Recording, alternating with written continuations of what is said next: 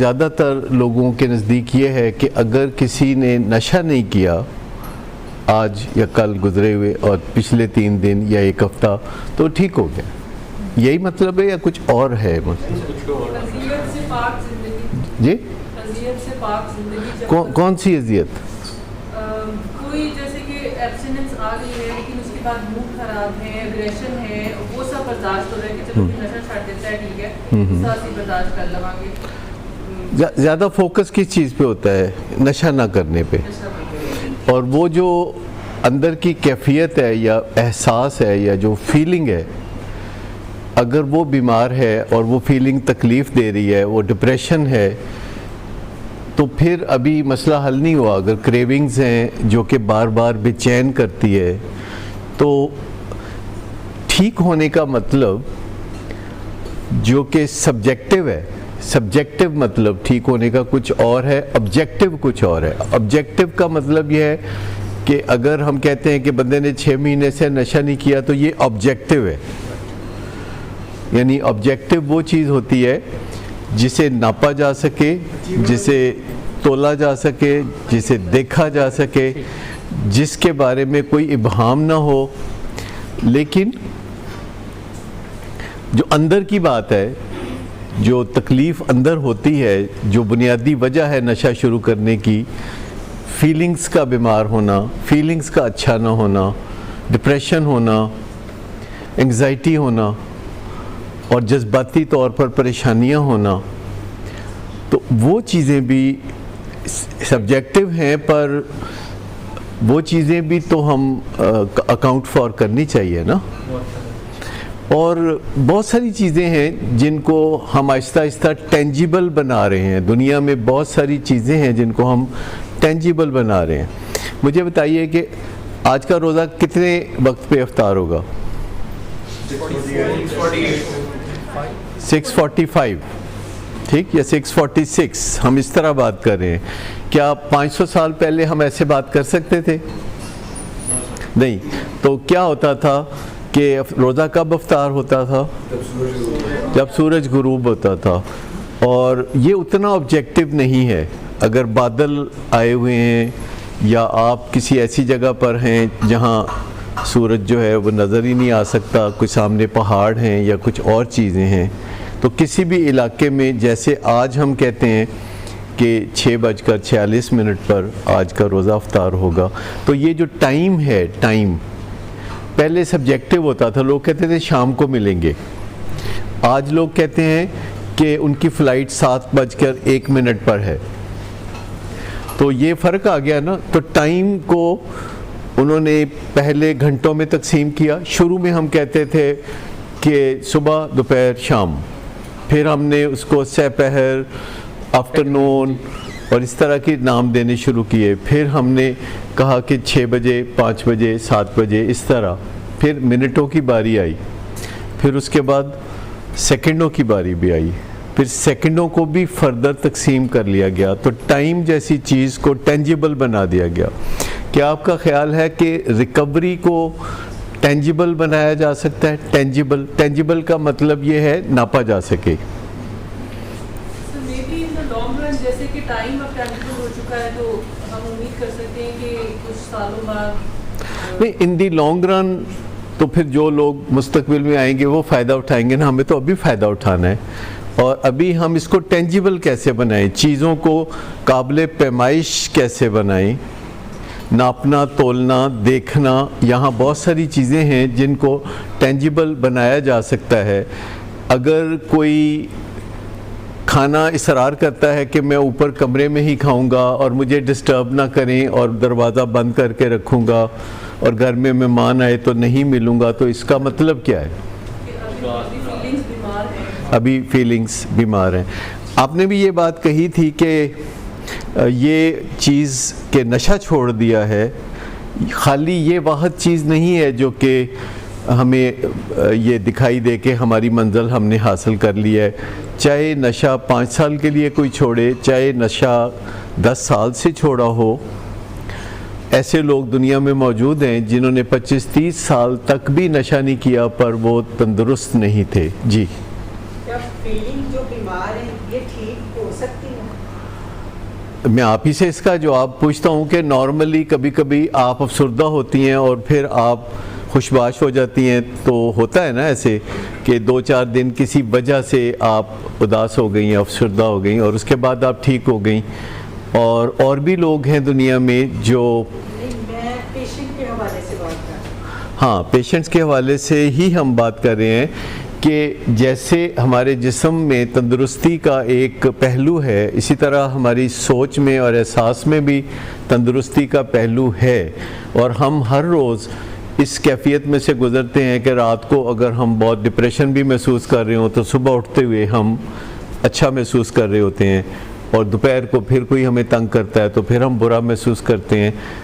اور اسی طریقے سے اگر کوئی نشہ استعمال کرتا ہے اپنے موڈ کو صحیح رکھنے کے لیے اور پھر وہ نشہ استعمال کرنا چھوڑ دیتا ہے، تو کیسے وہ دوبارہ صحیح محسوس کرے گا؟ کیونکہ وہ نشہ کرنے سے پہلے بھی برا محسوس کرتا تھا، اسی لیے تو اس نے نشہ کیا. تو اس کا مطلب ہے کہ اس کو اچھا محسوس کرنے کے گر سیکھنے ہوں گے، اچھا محسوس کرنے کے گر. جی جیسے کہ میرا بیٹا ابھی کہ گیا ہے یہاں سے، پہلے 4 سال پہلے 5 سال پہلے آیا، اس کے بعد سال پہلے 7-8 مہینے کا چلتا رہا، مگر وہ ابھی تک یہ پھر گر سیکھ نہیں سکا. پھر وہی موڈ ایشو، وہی ہائپر ہونا، سگریٹ پینا. میں 2 مہینے کے لیے ملک سے باہر گئی، اس سے پہلے میں نہیں گئی تھی. میں نے اپنے ریزیڈنسی وغیرہ ساری ایکسپائر کر دی کہ نہیں، اس کا علاج زیادہ ضروری ہے، میرا جانا ضروری نہیں ہے. ٹھیک ہے، اس دوران میں سارا کیا. پھر میں فیبرری میں گئی. ابھی میں 2 مہینے بڑی مشکل سے گزار کے آئی ہوں، کیونکہ کاغذی پروسیجر تھا وہ چلتے مجھے 2 مہینے لگے، مگر میرے واپسی آنے تک وہ اپنی لائن ساری کراس کر گئی. دیکھیے، یہ جو مجبوریاں آپ بتا رہی ہیں کہ 2 مہینے کے لیے جانا پڑا، اور بھی بہت ساری مجبوریاں ہمیں لوگ بتاتے ہیں جس کی وجہ سے علاج کو سیکنڈ پوزیشن دی جاتی ہے اور کسی مجبوری کو پہلی پوزیشن دی جاتی ہے. ایک تو یہ مجبوریاں بیماری نہیں دیکھتی، یہ میں آپ کی مجبوری دیکھ سکتا ہوں، آپ میری مجبوری دیکھ سکتی ہیں، پر بیماریاں مجبوریاں نہیں دیکھتی. میں گئی. جی میں آپ کی بات کر رہی ہوں، دسمبر اور جنوری میں اس کی کچھ بہتر تھی تو میں گئی فیبرری میں. نہیں، بہتر تو ایک سبجیکٹو چیز ہے نا، بہتر سے کیا مراد ہے؟ دیکھیے، بیماریوں کی وجہ سے ہم اپنی ترجیحات یعنی پرائرٹیز میں فرق لاتے ہیں، اور پھر ہمیں ذرا سی بہتری نظر آتی ہے تو ہم کمفرٹیبل محسوس کرنے لگتے ہیں. اور یہ جو انسانوں کے ساتھ یہ چیز ہے کہ ذرا انہیں کہیں سے کوئی امید کی کرن نظر آئے تو وہ فوراً غفلت کرنا چاہتے ہیں. یہ کورونا کے معاملے میں آپ دیکھ لیجئے کہ باقاعدہ اب ریسرچ ہوئی ہے کہ جس دن یہ خبر آئی تھی کہ پہلی دفعہ جس دن یہ خبر آئی تھی کہ ویکسینیشن بن گئی ہے کہیں، اسی دن لوگوں نے غفلت کرنا شروع کر دی تھی. پھر غفلت کو اگلا گیئر لگایا لوگوں نے اس دن جس دن ان کو پتہ چلا کہ ویکسین آ گئی ہے، بالکل اویلیبل ہے. پھر انہوں نے غفلت کو اگلا گیئر لگایا جب انہوں نے ویکسین کی پہلی ڈوز لگوائی. پھر غفلت کو دوسرا گیئر لگوایا جب انہوں نے دوسری ڈوز لگوائی. حالانکہ پہلی اور دوسری ڈوز لگوانے کے بعد کرونا کے امکانات بڑھ جاتے ہیں، کیونکہ ولنریبل ہوتا ہے بندہ. یہ ایک بیماری کریٹ کی جاتی ہے جسم میں جسے ویکسینیشن کہا جاتا ہے، اور اس کے بعد تو تھوڑا چھپ جانا چاہیے. غفلت سے مسائل ہوں گے، اور کوئی بھی انسان غفلت کرے گا تو اس کو اس کا نتیجہ ہوگا بھگتنا، چاہے اس کے پاس معقول وجہ ہو. ایک بات تو یہ ہے. دوسری بات یہ ہے کہ سب مریضوں کے ساتھ ایسے نہیں ہوتا. اس کو ہم امراض منشیات کہتے ہیں. امراض منشیات مطلب کیا ہوا؟ امراض منشیات کا کیا مطلب ہوا؟ منشیات کے رزلٹ میں ہونے والی جو بیماریاں مزید ہوتی ہیں. یعنی امراض منشیات کا مطلب ہے مرض منشیات نہیں، امراض. جیسے امراض ذیابیطس آپ دیکھتے ہیں کہ ڈائبٹیز میں ویسے تو شوگر بڑھتی ہے، لیکن ہر بندہ اپنا ایک گورکھ دندہ لے کے بیٹھا ہوتا ہے کہ میری آنکھوں کو پڑ گئی ہے تو میرے گردوں کو اور میرے یہ ہو گیا۔ تو امراض منشیات میں دو چیزیں ہیں، ایک تو فرق ہوتا ہے کہ نشے کا اور نشے کا فرق ہے، اور ایک بندے کا اور بندے کا فرق ہے کہ کچھ لوگ جو ہیں وہ جو منشیات کا استعمال کرتے ہیں وہ بنیادی طور پر ان کے موڈ کا بہت بڑا مسئلہ نہیں ہوتا، موڈ کا مسئلہ کم ہوتا ہے، لیکن ماحول کا اور دوسروں لوگوں کی صحبت کا مسئلہ زیادہ ہوتا ہے۔ کچھ لوگوں میں دوسرے لوگوں کی صحبت کا مسئلہ زیادہ نہیں ہوتا، ان کا موڈ ہی اتنا تباہ کن ہوتا ہے کہ وہ اندھا دھند نشے کی طرف بھاگے چلے جاتے ہیں لاشعوری طور پر۔ تو جس طرح جسمانی بیماریوں میں شدت کا فرق ہوتا ہے، اسی طرح جذباتی بیماریوں میں بھی شدت کا فرق ہوتا ہے۔ جذباتی بیماریاں، آپ پہلی دفعہ شاید یہ لفظ سن رہے ہوں گے، نفسیاتی بیماریوں کا آپ نے لفظ سنا ہوگا، اور ایک جذباتی بیماریاں اور ایک اعصابی بیماریاں، کیا ان تینوں میں آپ فرق سمجھتے ہیں؟ نشے کی بیماری کا ان تینوں سے تعلق ہے، تینوں سے ہی تعلق ہے، جذباتی بیماری، نفسیاتی بیماری اور اعصابی بیماری۔ آپ ان تینوں کا کوئی فرق مجھے کر کے بتانا چاہیں گے؟ جی۔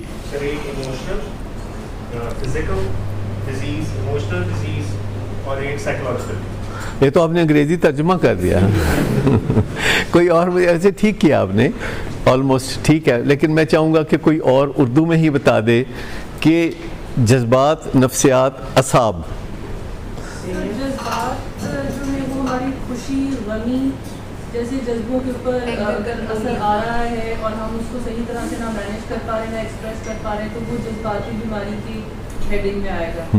اعصابی میں اگر نروس جو ہیں یا ہمارے یعنی جو ہارڈ ویئر ہے اعصابی بیماری ہوتی ہے، ہارڈ ویئر کی بیماری جیسے برین ڈس آرڈر، جیسے برین کے اندر کوئی مسئلہ ہونا، اور جذباتی کا مطلب ہے جب آپ کسی کے چہرے پہ نظر ڈالیں تو آپ کو پتہ چل جائے کہ یہ بندہ خوش ہے یا یہ بندہ افسردہ ہے یا اس کی کیا کیفیات ہیں، صرف چہرے پہ نظر ڈالنے سے جو پتہ چلتا ہے یہ جذباتی معاملات ہوتے ہیں، اور ان کو افیکٹ کہا جاتا ہے، سائنس کی زبان میں ان کو افیکٹ کہا جاتا ہے، جس کے اوپر بہت زیادہ بھروسہ کرتے ہیں معالج۔ جی۔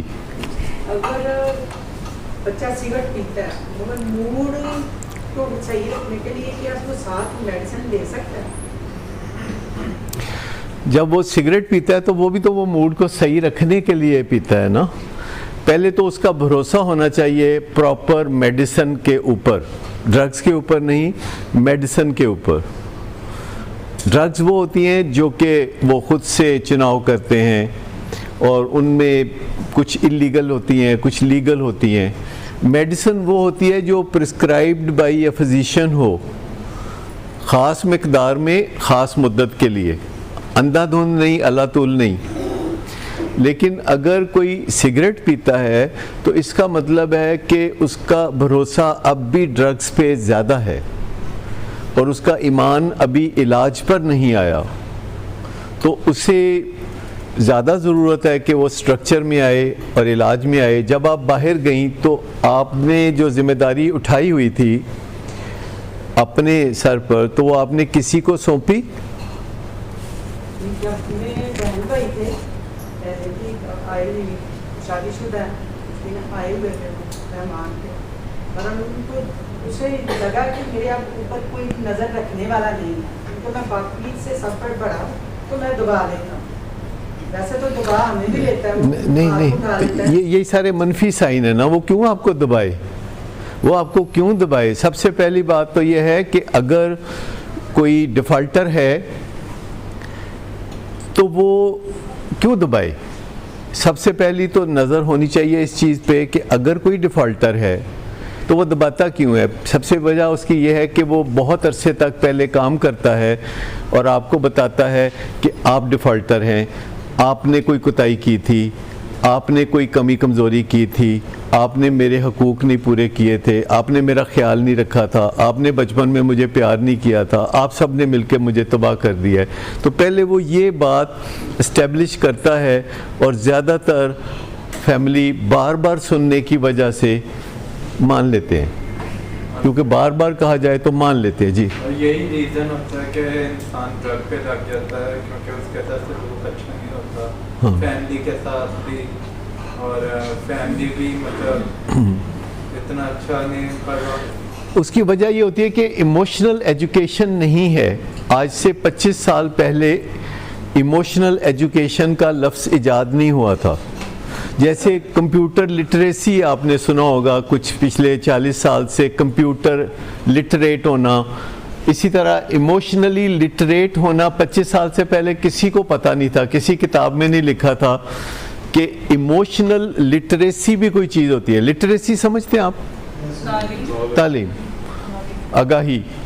اور ایموشنل لٹریسی ابھی بھی گھروں میں نہیں ہے. اگر کوئی کسی کو ڈپریشن ہو اور وہ باتیں کرے, اس قسم کی مایوسی کی باتیں کرے, تو لوگ کہتے ہیں کہ یہ ناشکر ہے. اگر وہ مرنے کی باتیں کرے یا اس طرح کی باتیں کرے تو لوگ اس کو جھٹک دیتے ہیں کہ تم بہت کوئی ناشکر آدمی ہو. یہ ایموشنل لٹریسی نہ ہونے کی نشانی ہے. اور انسان کو ڈپریشن بیرونی وجوہات سے بھی ہو سکتی ہے اور اندرونی وجوہات سے بھی ہو سکتی ہے. اس میں سے زیادہ ڈینجرس وہ ہے جو اندرونی وجوہات سے ہوتی ہے. جو بیرونی وجوہات سے ہوتی ہے وہ اتنی ڈینجرس نہیں ہوتی اور وہ میڈیسن کے بغیر بھی ٹھیک ہو جاتی ہے. اور جو اندرونی وجوہات سے ہو اس کو میڈیسن کی لازمی ضرورت ہوتی ہے, جو کہ عام طور پر میسر نہیں آتی, اور اس سے پہلے ہی وہ کسی نہ کسی کے اتھے چڑھ کے تو نشہ شروع کر دیتے ہیں. اور اس میں جب انسان جذباتی طور پر بیمار ہوتا ہے تو اس کے سر پہ سینگ نہیں نکلتے. یہ تو اندازہ ہوگا آپ کو کہ آپ کو فٹافٹ پتہ چل جائے کہ سر پہ سینگ نکل آئے تو یہ جذباتی طور پر بیمار ہے. آپ کہتے پتہ نہیں کیوں ایویں منہ لٹکا کے پھردا ہے, پتہ نہیں کیوں چڑچڑائے, پتہ نہیں ایسا کیوں ہے, اور آپ اپنا زور اس پہ لگائی جاتے ہیں, اسے موٹیویٹ کرنے کی کوششیں کرتے ہیں, پڑھنے لکھنے کے بارے میں, لائف کے بارے میں, کام کاج کے بارے میں آپ ساری یہ کوششیں جاری رکھتے ہیں, اور آپ اسے دھکا دے کے اسکول بھی بھیجتے ہیں. اور اگر وہ ہوم ورک نہ کرے تو زور دیتے ہیں کہ ہوم ورک کرو, اگر پھر بھی نہ کرے تو آپ خود اس کا ہوم ورک کر دیتے ہیں. پھر وہ کلاس میں جا کے بیٹھتا ہے تو ٹیچر اس کے اوپر دباؤ ڈالتا ہے. لیکن وہ جو جذباتی بیماری ہے اس کی, وہ پھر آخر کار کوئی پہچانتا ہے جو اس جگہ سے گزرا ہوا ہے, اس تکلیف سے گزرا ہوا ہے, اور کلاسوں سے بھاگتا ہے اور اسکول سے بھی بھاگتا ہے, تو پھر آخر کار وہ اس کا دامن پکڑ لیتا ہے جا کے کہ تم میرے گرو ہو تو تم مجھے سکھاؤ. ہر وقت عام طور پر یہ دیکھا گیا ہے کہ نشہ کرنے والے کا کوئی گرو ضرور ہوتا ہے, چاہے باقاعدہ اس کو پگ تولیہ اور گڑ نہ بھی دیا ہو تو. جی, آپ نے ابھی بتایا ایموشنل اور سائیکولوجیکل, ان میں ڈفرنس ابھی نہیں سمجھ سکتی ہوں. ہم واپس آئیں گے اس طرف, تھوڑا مجھے یاد دلا دیجیے گا. لیکن میں یہ بات کرنا چاہ رہا ہوں کہ کیا آپ کو یاد ہے کہ کوئی آپ کا گرو تھا نشے میں؟ ہو سکتا ہے کہ وہ باقاعدہ ڈیزگنیٹڈ ہیڈ ماسٹر نہ ہو. کوئی یاد, کسی کو یاد ہے؟ جی, کوئی تھا ادھر, کوئی تھا, کوئی ذہن میں چہرہ آتا ہے کہ جو کسی نہ کسی طریقے سے رہنمائی کرتا ہے, اگر اسے رہنمائی کہا جا سکے, کہ تم اس طرح نشہ کرو. حتیٰ کہ گریڈ 22 کا افسر جو ہے وہ گریڈ 18 کے افسر کی رہنمائی کرتا ہے کہ تمہیں شراب پینی چاہیے, تمہارا حق بنتا ہے, تم بڑے افسر ہو پاکستان کے. تو کوئی نہ کوئی جو بڑی پوزیشن میں ہوتا ہے, جب وہ کسی کو دعوت دیتا ہے, وہ دعوت رد کرنا کئی دفعہ مشکل ہوتا ہے. آپ زیادہ تر لوگوں کی دعوت رد نہیں کر سکتے, کچھ لوگوں کی دعوت آپ رد کر سکتے ہیں. عام زندگی میں بھی جب نئے نئے کوئی سمدھی بنے ہوں تو ان کی دعوت رد ہوتی نہیں. ہمارے ڈائبیٹکس انسٹیٹیوٹ میں کہتے ہیں کہ میرے سمدھی نے کہا تھا لڈو کھا لو تو وہ دے نال میری شوگر ود گئی ہے. ڈاکٹر صاحب شوگر کیوں ود گئی ہے؟ تو آپ کو سمجھ میں آتا ہے کہ بیماری بالکل نہیں دیکھتی کہ سمدھی نے کہا ہے یا گریڈ 22 کے افسر نے کہا ہے یا کس نے کہا ہے. اگر آپ نے کسی کا کہا مان لیا ہے تو اس کے نتائج نہیں ویسے آئیں گے. تو گرو کوئی ہوتا ہے, اور اگر نشہ کرنے کے لیے گرو ہوتا ہے تو نشہ چھوڑنے کے لیے بھی کوئی گرو ہوتا ہے, اور آپ کو وہ کوئی نہ کوئی پکڑنا پڑتا ہے جو آپ کے ساتھ ایک رشتہ بنا لے, جسے سپانسر کہتے ہیں. وہ آپ کا کاؤنسلر ہو سکتا ہے, وہ کوئی بندہ ہو سکتا ہے جس نے پہلے نشہ چھوڑا تھا, وہ آپ کے گھر کا کوئی فرد ہو سکتا ہے جو اچھی زندگی گزار رہا ہو, جو ڈسپلنڈ ہو, جو ان باتوں کو سمجھتا ہو. اب آئیے وہ جو بات آپ کہہ رہے ہیں کہ نفسیاتی اور جذباتی کا کیا فرق ہے. دیکھیں, نفسیاتی ہوتا ہے سوچ سے تعلق رکھنے والی چیزیں, جس میں آپ سڑتے کرتے ہیں لیکن اس کے پیچھے کوئی سوچ ہوتی ہے, یعنی آپ سڑتے ہیں پر پیچھے کوئی لاجک ہوتی ہے. لیکن جذباتی یہ ہے کہ آپ سڑتے ہیں اور اس کے پیچھے کوئی لاجک نہیں ہوتی, اس کے پیچھے کوئی سوچ نہیں ہوتی, کوئی دلیل نہیں ہوتی. کئی دفعہ آپ میں سب ہم لوگ محسوس کرتے ہیں کہ کوئی دلیل نہیں ہوتی لیکن ہم اچھا محسوس نہیں کر رہے ہوتے. ویسے ہم کہہ دیتے ہیں الحمدللہ سب ٹھیک ٹھاک ہے. مجھے بتائیں آپ میں سے کون ہے جو کسی کے حال پوچھنے پر بتائے صحیح حال؟ جی نہیں؟ ہاں, یہ ایک بین الاقوامی جھوٹ ہے. I am good. اس میں کیا خطرہ ہے صحیح بتانے میں؟ جی جی وہی کہتا ہوں آج میری طبیعت نہیں صحیح, تو پھر وہ کیا پوچھتے ہیں؟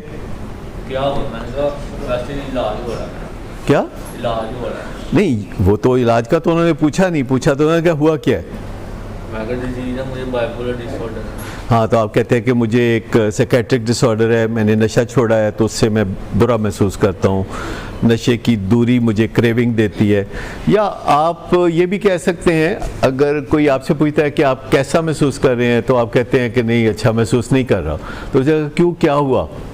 تو آپ کہہ سکتے ہیں کہ میرے لیے بتانا تھوڑا مشکل ہے, یا میں اگر نہ بتاؤں تو آپ برا تو نہیں منائیں گے.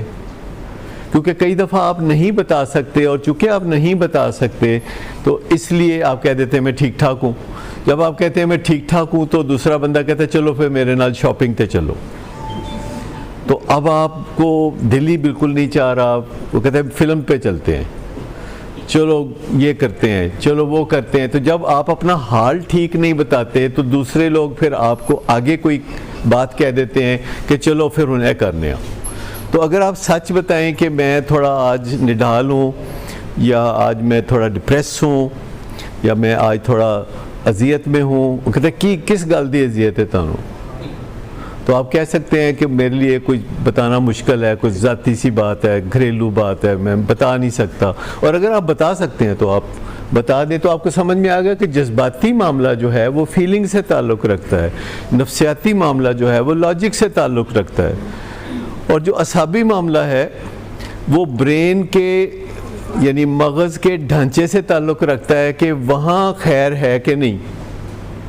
اور یہ تینوں چیزوں کا تعلق نشے کی بیماری سے ہے, کیونکہ یہ ایک برین ڈس آرڈر بھی ہے, کیونکہ نشہ کرتے کرتے ساری کیمسٹری برین کی بدل جاتی ہے. بعض چیزیں ریورسیبل ہوتی ہیں, بعض چیزیں irreversible ہوتی ہیں. ضروری بھی نہیں کہ نشہ چھوڑنے کے بعد برین ڈیمیج سارے کا سارا ٹھیک ہو جائے. یہ ڈیپینڈ کرتا ہے کہ ڈیمیج کتنا ہے اور کتنی دیر سے ہو رہا ہے. لیکن کوئی بھی صورتحال ہو, مکمل نہیں بھی ٹھیک ہوگا تو کیا ہم پھر ٹھیک ہی نہیں کریں گے؟ تو یہ سنجیدہ معاملہ ہے, برین ڈیمیج ہوتا ہے. اور یہاں تک کہا جاتا ہے کہ جو سگریٹ پیتا ہے بندہ, اگر وہ صرف ایک دن 24 گھنٹے سگریٹ نہیں پیے گا تو اس کا جو ڈیمیج ہے وہ ختم ہونا شروع ہو جاتا ہے. That is a good news. کہ اگر کوئی ہفتے میں 3 دن سگریٹ کا ناغہ کرتا ہے، جو کہ کئی لوگ یہ ٹیکنیک کرتے ہیں کہ اچھا چلو 7 دن پینے کی بجائے میں 3 دن پی لوں گا، یا اگر کوئی 20 سگریٹ پیتا ہے تو وہ 10 سگریٹ پیتا ہے، تو اس سے بھی ڈیمیج کم ہوتا ہے. لیکن ایڈکشن میں اگر آپ نشے کو کم کریں گے تو ڈیمیج کم نہیں ہوگا، ڈیمیج زیادہ ہو جائے گا. آپ میں سے کوئی مجھے بتا سکتا ہے کہ کیسے؟ نہیں، تھوڑا سا فرق ہے. دیکھیے جیسے ایڈکشن ہے کسی بھی چیز کی، جو ایڈکشن ہے جیسے چرس یا شراب یا کوئی بھی چیز، اور آپ اب نشے کو تھوڑا کم کریں گے تو اب نہ ادھر کے رہیں گے نہ ادھر کے رہیں گے. یعنی نہ تو نشے سے آپ کی تکلیف ٹھیک ہوگی، اور نشہ جب پورا نہیں کریں گے تو اس سے کریونگ بھی ہوگی، خراب موڈ کا بھی سامنا ہوگا. اور بہت سارے لوگ مہینوں سالوں تک یہ کام کری رکھتے ہیں کہ چھوڑتے نہیں پیچھا، ٹیل کو پکڑی رکھتے ہیں، جس کا مطلب یہ ہے کہ نہ وہ ادھر تو نہ وہ ادھر، اور ان کے اندر بھی یہ جذباتی خرابی پیدا ہوتی رہتی ہے اور بڑھتی رہتی ہے. جی یہ جو نیکوٹین انجیکٹ کرتے ہیں جسم کے اندر، کیا یہاں پہ آ گیا؟ جسم کے اندر انجیکٹ کرتے نہیں، وہ ہوتا ہے وہ جو پیچ لگاتے ہیں، جو پیچ لگاتے ہیں. لیکن وہ تو وہی بات ہوئی نا، سگریٹ میں سے بھی تو آپ نے وہی نکالنا ہے نا نکوٹین کو، اور ساتھ اور بھی بہت سی بلائیں ہیں. لیکن جب آپ پیچ لگاتے ہیں تو خالی نکوٹین آپ کے جسم میں جائے گی، اور وہ زیادہ جائے گی کیونکہ اس کا مقابلہ دوسرے کیمیکلز کے ساتھ نہیں ہوگا. اور جو ویپر کرتے ہیں، جسے ویپنگ کہتے ہیں، جو کہ ایک الیکٹرانک کوئی ڈیوائس ہے جس میں نکوٹین کو وہ انہیل کرتے ہیں، تو چونکہ اس کی کنسنٹریشن بہت زیادہ ہوتی ہے تو وہ جو کیمیکل اس میں نہیں ہوتے وہ تو چلو ڈیمیج نہیں کریں گے، پر جو کیمیکل اس میں ہے زیادہ، وہ زیادہ ڈیمیج کرے گا. اور وہ ڈیمیجنگ کیمیکل جو ہے نکوٹین ہے، جس کی خاطر لوگ سگریٹ پیتے ہیں. اور یہ جو نکوٹین ہے، دیکھیں سگریٹ کے اندر بہت سارے کیمیکلز ہیں، اور اس میں سے 60 ایسے ہیں جو کہ کینسر کاز کرتے ہیں. اس کے مقابلے میں نکوٹین معمولی بیماریاں کرتا ہے. تو پیرالسس ہو گیا، مطلب جیسے فالج گر گیا، یہ سگریٹ کی وجہ سے ہوتا ہے، یعنی نکوٹین کی وجہ سے ہوتا ہے. ہارٹ اٹیک ہو گیا، یہ چھوٹی موٹی جو بیماریاں ہیں وہ نکوٹین کی وجہ سے ہوتی ہیں. اور جو کینسر کی بیماری ہے، بڑی والی بیماری، وہ باقی چیزیں جو سگریٹ میں پائی جاتی ہیں، دھواں ہوتا ہے، ٹار ہوتا ہے. تو یہ چھوٹی موٹی بیماریاں تو ٹھیک ہے نا، یہ بالکل صحیح ہے. تو چیز کوئی بھی اچھی نہیں ہوتی. یہی ہے کہ اگر کسی بچے کے سگریٹ کے کیمیکل ڈائریکٹ اس کے دماغ کو جا کے کرتے ہیں، یا نکوٹین اتنا ہی کام کرے گی، جا کے محسوس کرے گی کہ اس کے اندر گرہن. دیکھیں کوئی چیز جتنی پیور ہوتی جائے گی نا، وہ اتنی ظالم ہوتی جائے گی. مثال کے طور پر آپ نے اکثر سنا ہوگا کہ چرس کی تو خیر ہے، چرس دی تو کوئی گل نہیں ہوندی، یہ بہت سنا ہوگا آپ نے. اور یہ اس وجہ سے ہے کہ 1970 تک چرس کو پیور نہیں کیا جا سکتا تھا. جو اویلیبل چیز تھی اس وقت چرس کے نام پر، وہ پیور نہیں تھی، اور وہ لائٹر تھی، بہت لائٹ تھی. آج کی جو چرس ہے وہ اس سے 200 گنا زیادہ تیز ہے آج، کیونکہ پیوریفیکیشن کے جو طریقے ہیں، اس کو پیور کرنے کے جو طریقے ہیں وہ جدید ہو گئے ہیں. ریفائن جو ہو گئے، جو جدید طریقے آ گئے ہیں. تو اب چرس وہ والی چرس نہیں ہے. چرس کو عام طور پر منشیات کی معصوم چھوٹی بہن کہا جاتا ہے، لیکن یہ اب ایسا نہیں ہے. چرس اب ایک بہت زوردار نشہ ہے جو کہ دماغی توازن کی خرابی کی بہت بڑی جڑ ہے دنیا میں، بہت بڑی جڑ ہے دنیا میں. سر آپ نے ایک ویڈیو بھی چلائی تھی یہاں پہ چرس کے فائدے. میں نے سر چرس کے بارے میں اب یہ آنے لگا ہے، جیسے میں ایک یونیورسٹی میں ہوں، وہاں پہ ہاسٹلس کے کچھ ایشوز میرے پاس آتے ہیں، تو میں نے ایک اسٹوڈنٹ سے اپنے کہا کہ تمہارے جوپیٹرز ہاسٹل میں تو بہت زیادہ ہیروئن اور کوکین وغیرہ آنے لگی ہے، تو کیا تمہارے ہاسٹل میں بھی یہ दूसरे लड़के को कहा, उसने कहा नहीं अल्हम्दुलिल्लाह मैडम हमारे हॉस्टल में सिर्फ 4 हाँ, चरस के बारे में आजकल एक वीडियो वायरल हुई है जो किसी अदाकार की है जिसने कुछ साल चरस पी के तो फिर उसको छोड़ दिया। तो वो वीडियो आपको मंडे को, बहुत इम्पोर्टेंट है। वो बहुत इम्पॉर्टेंट वीडियो है जिसमें 10 साल किसी ने चरस पी के तो उसने छोड़ी और फिर वो जो बातें करता है उसके बारे में और पब्लिकली आके उसने बात की। वो बड़ा कोई मशहूर अदाकार है। ब्लू टर्की किया उसने। ब्लू टर्की होता है कोई ऐसी टर्की होता है जो नहीं, कोल्ड टर्की। कोल्ड टर्की का मतलब है कि उसने कहा कि एक दिन मैं सोचा कि तेनू की ज़रूरत है दी ते तू क्यों भुलना चाहना है, जबकि तेरी ज़िंदगी तो सोनी है तो तू इन्हें भुलना क्यों चाहना है। इस तरह की वो बात कर रहा था। ये पीना मेरे लिए कुफरानी नेमत था कि मैं सारी नेमतों से अलग थलग होकर सिर्फ नशे में हाँ, पड़ा था। हाँ। बहुत सारी नेमतों को इग्नोर कर रहा था। और उसका इंटरव्यू भी एक अदाकारा ले रही थी, वो इफ़्फ़त, वो दोनों बात कर रहे थे, इफ़्फ़त रहीम और वो बात कर रहे थे बहुत अच्छे। और वो अपने पर्सनल एक्सपीरियंस से बोल रहे थे, कोई मेडिकल बात नहीं कर रहे थे। लेकिन उन्होंने कहा था फजूल है, 10 साल है कम करके देखिए पता लग गया बहुत फजूल कम है। जी मतलब मैं ये पूछना चाह रही हूँ कि जब बच्चे भागदौड़ होते हैं तो क्या ऐसा कुछ होता है कि किसी को क्रेविंग ना हो, चाहे वो निकोटीन हो या कोई ड्रग हो, किसी भी चीज़? इम्कान कम है कि क्रेविंग ना हो। हाँ, थोड़ी क्रेविंग हो, ज़्यादा क्रेविंग हो, बहुत ज़्यादा क्रेविंग हो, इस बात का इम्कान कम है कि क्रेविंग ना हो। वो सिर्फ एक सूरत में होता है जो कि स्पिरिचुअल वैरायटी होती है। स्पिरिचुअल वैरायटी समझते, जैसे ये इस लड़के ने जिसके अदाकार की हम बात कर रहे हैं, तो ये स्पिरिचुअल वैरायटी है। स्पिरिचुअल वैरायटी का मतलब है कि आप बैठे हुए थे और यकदम आपने कोई रोशनी देख ली, कोई लाइट नज़र आ गई आपको, कोई रूहानी मुआजिज़ा हो गया आपके साथ, तो फिर उसमें क्रेविंग्स नहीं होती। लेकिन ज़्यादातर जो लोग, जैसे यहाँ आप जिस तजर्बे से गुज़र रहे हैं, ये एजुकेशनल वैरायटी है। और एजुकेशनल वैरायटी जो होती है वो मोमेंट टू मोमेंट, लम्हा लम्हा करके जमा हो रही होती है, क्यूमुलेट हो रही होती है, और उसमें पहले क्रेविंग्स होती हैं और बाद में फिर क्रेविंग्स नहीं होती हैं, और कुछ लोगों को ज़्यादा होती हैं और कुछ को कम होती हैं। और उसके ऊपर एक बड़ी शानदार किताब है जो यहाँ अवेलेबल हो सकती है आप सबको, अगर आप मोहसिन नवाज़ को कहें। उसका नाम ही है क्रेविंग्स और उनके ऑथर का नाम है उमर मानेजवाला। जी सर, ये जो आपने ब्रेन डैमेज मेंशन किया था अभी, उसके हवाले से एक कॉन्सेप्ट क्लियर करना था। इसका क्रेविंग्स के साथ कितना ताल्लुक है ब्रेन डैमेज का? मैं इसलिए पूछ रहा हूँ कि जो हमारे में से अनफॉर्चुनेट है, जिनका ब्रेन डैमेज नहीं हील होता कम्प्लीटली, क्या उनको क्रेविंग्स भी होती है? अच्छा, ब्रेन डैमेज का और क्रेविंग का आपस में कोई रिश्ता नहीं है। ब्रेन डैमेज का और क्रेविंग का, क्रेविंग एक नॉर्मल फिनोमेना है।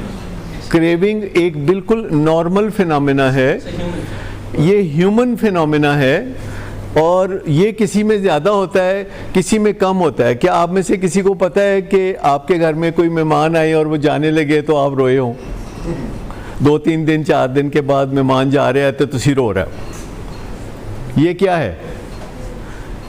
ये क्रेविंग है कि यानी कोई मेहमान है जिसे आप पसंद करने लगे थे घर में, तो एक छोटा सा बच्चा जो है तो वो आँखों में आंसू बहा के तो वो रो रहा है।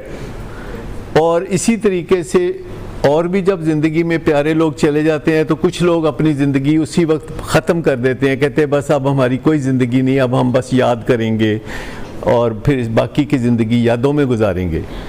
और कोई लोग होते हैं जो कि हफ्ता 10 दिन के बाद ही बिल्कुल भूल भाल के तो नई ज़िंदगी की तरफ चले जाते हैं। लेकिन ये फिनोमेना है नॉर्मल फिनोमेना, क्योंकि हमारे जो भी हैबिट फॉर्मिंग हिस्सा है दिमाग का जिसके अंदर सॉफ्टवेयर बनते हैं, ये उस वजह से होती है। सॉफ्टवेयर जो है वो मुसलसल काम कर रहा होता है, यानी जो काम आप करते हैं उसका सॉफ्टवेयर बन जाता है और ये आपके फ़ायदे के लिए बनता है। जैसे अगर आप गाड़ी चलाते हैं तो उसका सॉफ्टवेयर बन जाता है, तो आप गाड़ी चलाते हैं, साथ आप गपशप कर रहे हैं, सॉफ्टवेयर काम कर रहा है। آپ گاڑی چلا رہے ہیں, آپ بریکیں لگا رہے ہیں, آپ ایکسیلیٹر پہ پاؤں رکھ رہے ہیں, آپ بار بھی دیکھ رہے ہیں, کسی کو ہاتھ بھی ہلا رہے ہیں, تو یہ سارا کام ساتھ ڈرائیونگ چل رہی ہے. تو یہ سافٹ ویئر ہے. جیسے خواتین ہنڈیاں بناتی ہیں تو وہ ساتھ ڈوئی ہلا رہی ہیں, ساتھ بچے کو کہہ رہی ہیں آج آلوے تیرا پیو, میں دیکھ لوں گی میں تینوں, مطلب وہ کچھ نہ کچھ اس طریقے سے وہ. جی صادق سے میں چاہتی ہوں وہ یہ رشتہ سبمٹ کرے کیونکہ وہ کہتا ہے کہ مجھے کوئی کریونگ آپ سے روٹی نہ ہوئی ہے نہ ہو سکتا ہے, ہو سکتا ہے کہ اسے کریونگ نہ ہوتی ہو. ہوں اسی کو زبردستی تو نہیں نہ کریں. اگر ایسا ہوتا مجھے لگتا ہے کہ جیسے وہ اپنے آپ کو چھپا کے یہ میرا ایکچولی زیادہ تر مریض اپنے گھر والوں کو یہ کہتے ہیں کہ مجھے کوئی کریونگ نہیں ہے.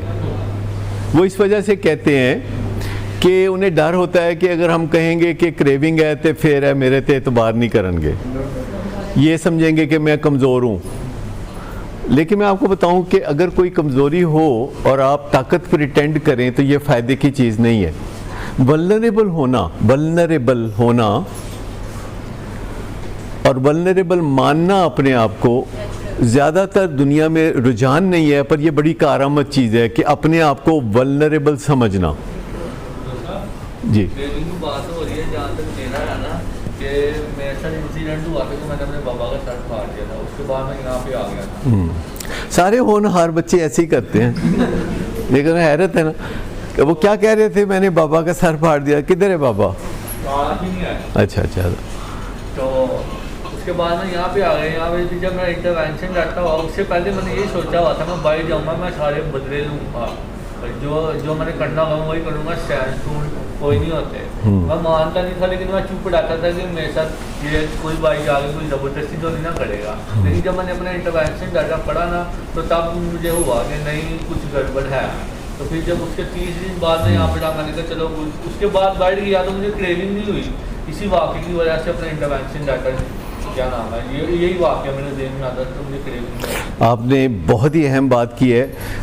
پتہ نہیں یہاں عطا عزیز ہیں کہ نہیں, آج کل وہ بیٹھ کے تو انٹروینشن ڈیٹا 3-4 لوگ پڑھتے ہیں. کدھر ہیں؟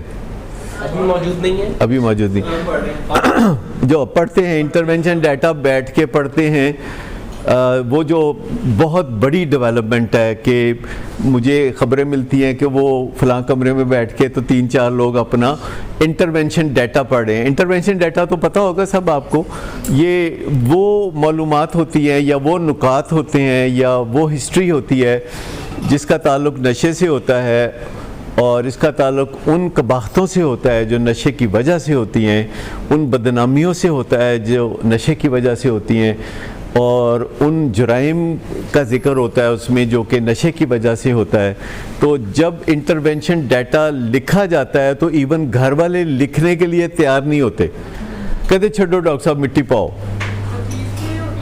وہ تکلیف دہ ہوتا ہے, ان کو لگتا ہے کہ امبیرسمنٹ ہوگی, ہن تے بیچارہ نوی زندگی ال جا رہا ہے تے ہن تینوں کی یاد کرانا ہے. ہم سب ایک دوسرے کو امبیرسمنٹ سے بچاتے ہیں. جب کوئی لیٹ آتا ہے تو آپ کو وہ کہتا ہے میں لیٹ آیا ہوں, اور اس کی وجہ یہ ہے کہ ٹریفک بہت زیادہ تھی, رش بہت زیادہ تھا. تو جواب کیا ہوتا ہے؟ کوئی بات نہیں. حالانکہ اندر اندر آپ کہہ رہے ہوتے ہیں کہ غلط ہے, لیکن آپ دوسرے بندے کو امبیرسمنٹ سے بچاتے ہیں. چلے زندگی میں بچاتے ہیں تو آپ کی مرضی, لیکن جب نشے کی بیماری کا سامنا ہو تو آپ کو امبیرسمنٹ سے بھی اگر فائدہ ہوتا ہے تو لے لیں. تمام علاجوں میں امبیرسمنٹ ہوتی ہے, علاجوں میں امبیرسمنٹ ہوتی ہے. پیٹ سے کپڑا اٹھانے میں امبیرسمنٹ ہوتی ہے. جب ڈاکٹر کہتے ہیں کہ کپڑے اتار کے لیٹ جاؤ تو امبیرسمنٹ ہوتی ہے.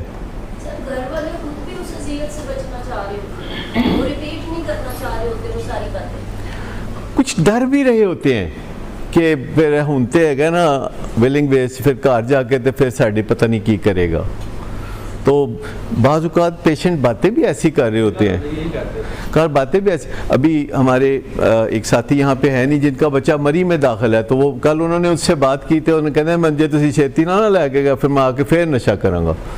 تو انہوں نے کہا یار کوئی عقل دی گل کر, کہتا نہیں میں تمہیں دستا ہے, میں کلمہ پڑھ کے تمہیں دستا ہے, پر کلمہ پڑھ کے کہنا میں پھر نشہ کروں.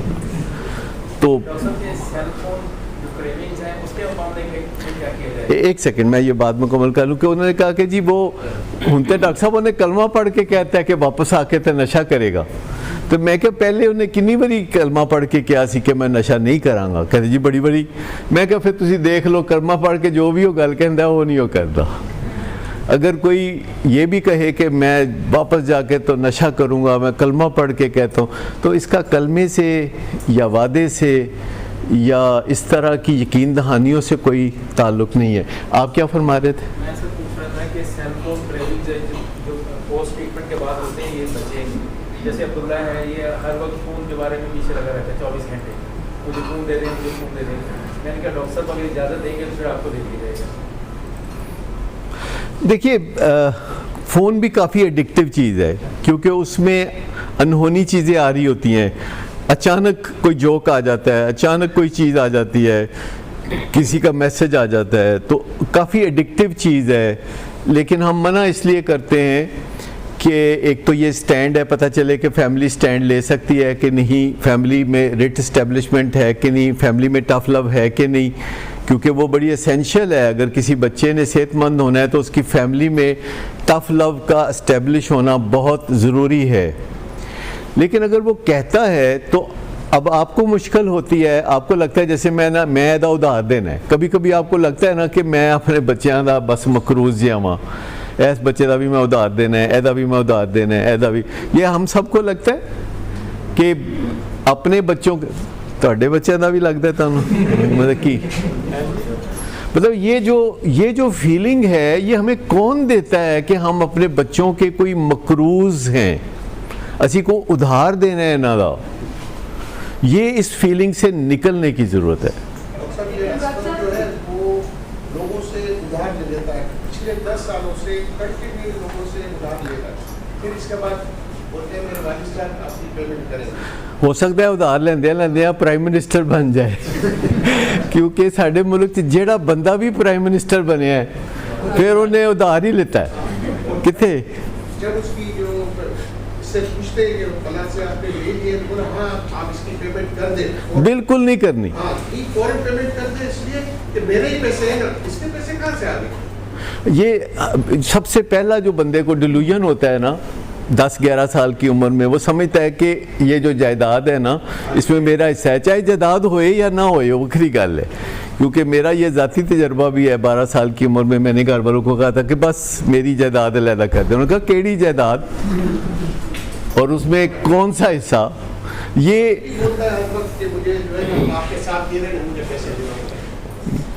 دیکھو یہ تو تمام بچوں کو کوئی نہ کوئی کہن میں آ کے کہا جاتا ہے کہ کوئی جائیداد ہے جس میں تمہارا حصہ ہے, کیونکہ جب تک والد سر پہ سلامت ہوتا ہے تو کسی بچے کا جائیداد میں کوئی حصہ نہیں ہوتا. چاہے جائے کہ والد اپنی خوشی سے کسی دن اس کو کوئی چیز دے دے, اور وہ بھی مانگ نہیں سکتا. مانگنا جیتے جاگتے فادر سے کوئی جائیداد جو کہ فادر کے نام ہے, مانگنا یہ کوئی اچھی علامت ہرگز نہیں. تو آپ اپنے ورڈکٹ پہ قائم رہا کریں, اور جو خوش کرنے کی کوششیں ہیں, میں آپ کو بتاؤں کہ جو پیپل پلیزر ہوتے ہیں دنیا ان سے کبھی خوش نہیں ہوتی.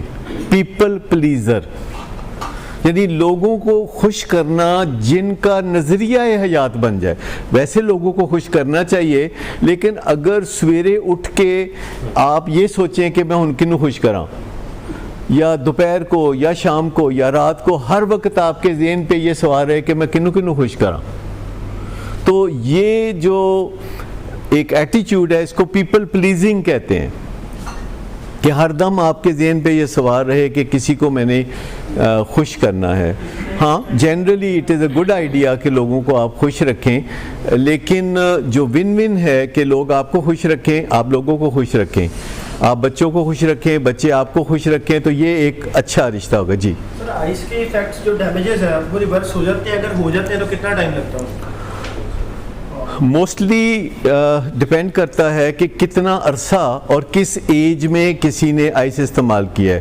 اگر آئس کا استعمال 25 سال سے کم عمر میں کیا ہے تو وہ زیادہ ڈیزاسٹرس ہے, زیادہ نقصان دہ ہے, کیونکہ ابھی برین ڈیولپ ہو رہا تھا. 25 साल की उम्र तक ब्रेन डेवलप होता है और लड़कों का ब्रेन कहते हैं कि 28 साल की उम्र तक भी डेवलप हो रहा होता है। लड़कियों का जो ब्रेन है वो 25 साल की उम्र तक पहुंचते पहुंचते मुकम्मल डेवलप हो सकता है। लिहाजा आइस का नशा लड़कियां ज़रा जल्दी कर सकती हैं, लड़के ज़रा देर से कर सकते हैं। अच्छा, ये जो डैमेज है इसके बारे में आम तौर पर किताबों में लिखा हुआ है कि इस किस्म के नशों का जो डैमेज है वो रिवर्स नहीं होता, काफ़ी अरसे तक लिंगर ऑन करता है और तंग करता है। मैं गलत बात आपको इनकरेज करने के लिए नहीं कहूँगा, लेकिन मेरा ज़ाती तजर्बा ये है, चूँकि काफ़ी अरसे से मैं इस फील्ड में हूँ, तो मैंने देखा कि जो लोग नशा छोड़ के कुछ 5-7 साल गुजार लेते हैं वो बड़े लाजवाब लोग बन जाते हैं, उनमें कोई कमी कमज़ोरी पाई नहीं जाती, फिर वो बेहतरीन होते हैं। पर ये मेरी ऑब्जर्वेशन है, ये रिसर्च नहीं है। जी, मूड डिसऑर्डर में माइंड कैसा होता है? मूड डिसऑर्डर में माइंड कोई ब्रेन कोई डैमेज नहीं होता। माइंड की सबसे बड़ी खूबी है कि माइंड डैमेज नहीं होता, ब्रेन डैमेज होता है। आप समझ गए ना? यानी डैमेज हार्डवेयर होता है, डैमेज सॉफ्टवेयर नहीं होता। सॉफ्टवेयर को आप किसी वक्त भी बदल सकते हैं।